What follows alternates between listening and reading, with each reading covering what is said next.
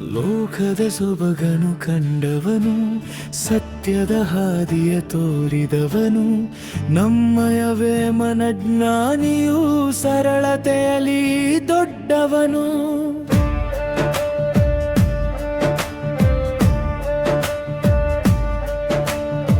ತಪ್ಪುಗಳನ್ನು ತಿದ್ದುವವನು, ನೈಜ ಪ್ರೀತಿಯ ಹಂಚುವವನು, ಸರಳ ಪದಗಳ ಕವಿತೆಯಲ್ಲಿ ಬದುಕಿನ ಸಾರವಾ ಹೇಳಿದವನು. ಜಾತಿ ಭೇದವಾಳಿಸಿದವನು, ಮಾನವ ಧರ್ಮವ ಎತ್ತಿದವನು, ವಿಶ್ವದಾಭಿರಾಮ ವಿನುರವೈಂದು